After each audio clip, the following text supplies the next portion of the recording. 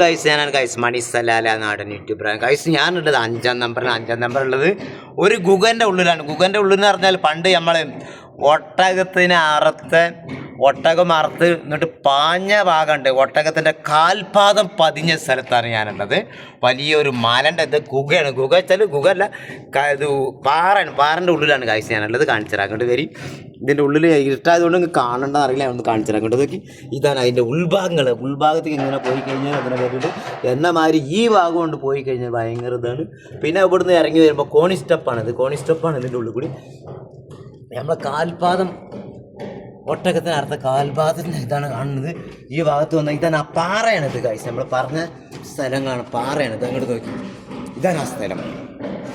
ഇതാ കണ്ടോ,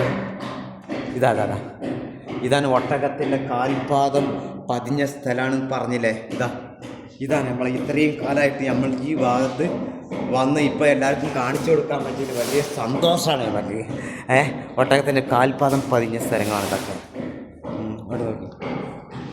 ഇത് വെറുതെ പറയില്ല. നമ്മൾ ഒട്ടകത്തിൻ്റെ ഇനി ഇതിൻ്റെ കാര്യമായിട്ട് ശരിക്കും അറിയുന്നവർക്ക് നല്ല അറിയാം. ഒരുപാട് ആൾക്കാർ കണ്ടിട്ടുണ്ടാവും.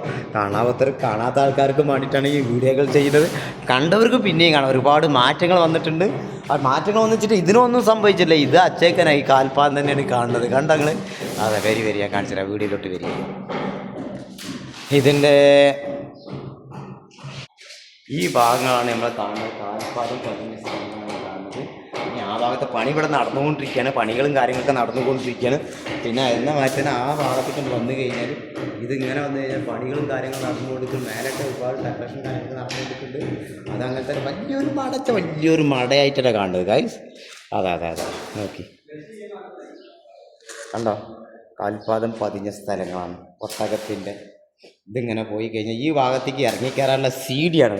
സീഡി എന്ന് പറഞ്ഞാൽ ഈ ഭാഗത്ത് കൂടി ഇറങ്ങിക്കയറാനുള്ള വഴിയാണ്. കാര്യങ്ങളൊക്കെ